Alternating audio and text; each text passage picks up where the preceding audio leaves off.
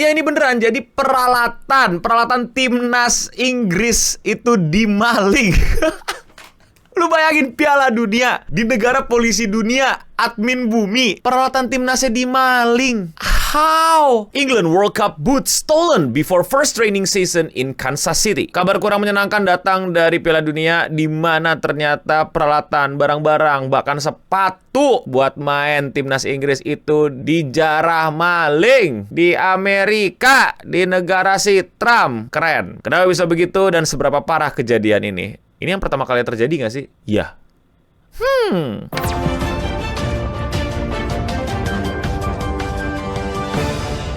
England have been the victims of a security breakdown after the team's match boots were stolen before their first World Cup training session in Kansas City. Ya, jadi buat yang belum tahu, Piala Dunia yang kurang berkesan ini tuh sebenarnya sedang diadakan. Gua sampai lupa, oh ya ada Piala Dunia ya gitu. Itu diadakannya di Amerika. Kalau lebih tepatnya bukan di Amerika doang, tapi juga di Meksiko dan Kanada. Seperti yang udah terjadi di Korea Jepang gitu ya, tapi bedanya ini nambah satu negara lagi. Dan ya pertandingannya di antara kedua negara tersebut. Dan kebetulan Inggris itu akan tanding di Amerika. Kalau nggak salah bakal lawan Kroasia di grup L, dan nanti tandingnya akan di Dallas Stadium di Texas City. Dan pada beberapa hari lalu tiba-tiba peralatan mereka dimaling. Maksudnya peralatan gimana, no? Buat yang belum tahu, ini mungkin udah jadi regulasi di banyak event sport juga ya. Jadi tuh kalau misalnya ada Piala Dunia, nggak Piala Dunia dong, acara-acara bola mancanegara lainnya tuh, itu lu kagak datang bawa barang lu gitu. Jadi pemain-pemainnya gitu ya. Jadi tuh kayak Harry Kane, Saka, Rashford itu kagak bawa barang-barang mereka sendiri gitu. Kagak kayak kita, beda. Kalau kita kan kayak emang mau tanding antar warga gitu kan, persahabatan ya. Kalau mereka udah level lain mah beda gitu. Mereka ya tinggal bawa diri,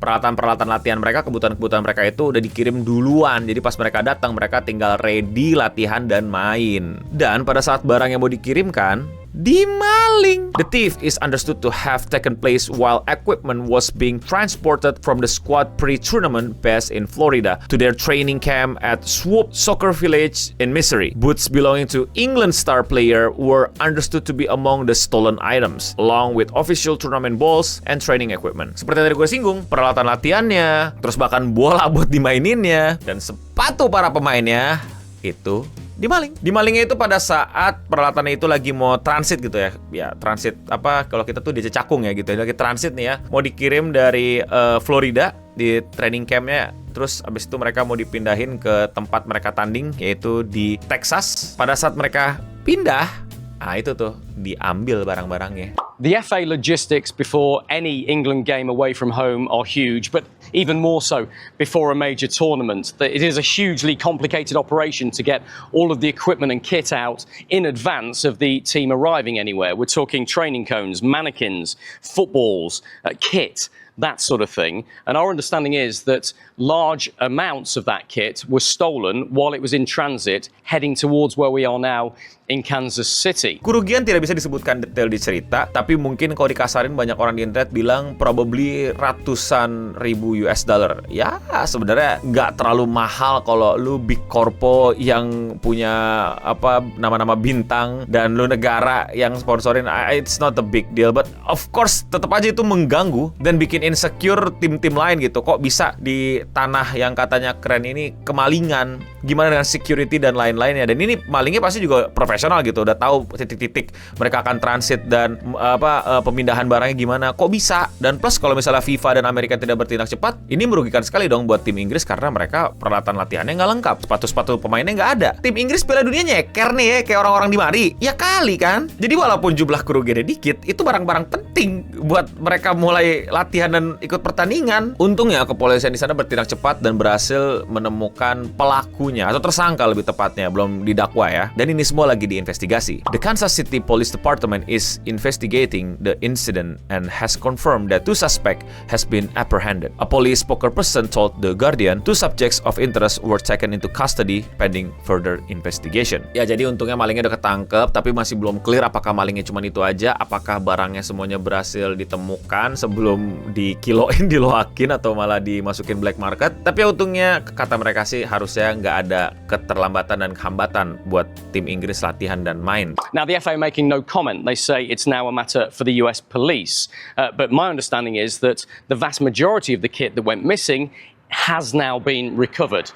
And that's really good news, of course, for the players who are due to arrive here in Kansas City later on today. They'll hold an open training session. Berita tambahannya adalah barang-barangnya bisa berhasil dikembalikan, tapi vast majority, nggak semua. Entah apa yang masih belum ditemukan sama polisi, atau seperti yang tadi gue udah singgung, dugaannya apakah pelakunya cuma 2 atau masih ada yang lain. Masih belum ketemu jawaban juga. Investigasi mengenai bagaimana cara mereka tahu, bagaimana cara mereka malinginnya belum ke-share publik. Tapi yang pasti FA, timnas Inggris, belum ada komentar karena mungkin lebih fokus untuk gimana caranya ini ke-recover semua dan fokus sama game pertama mereka. Iklan dulu boleh kali. Thank you buat semua yang udah support channel gue, terutama sama yang member alias yang klik tombol join di bawah atau tombol gabung. Yes, harganya cuma 10.000, tapi itu benar-benar bisa nge-support gue untuk terus bikin video-video kayak gini. Buat kalian yang udah join, gue ucapin terima kasih. Buat yang belum join, jangan lupa jadi member di sini. Namanya beda, punya avatar sendiri, dan lebih kelihatan kalau komen. Dan kalau 50.000, kalian bisa nyaksiin beberapa video live streaming gue yang nggak gue tampilin ke publik. Thank you Singamore Aristoteles, thank you Singamore Leo. Yang belum bisa jadi member nggak apa-apa, tetap thanks buat semua supportnya,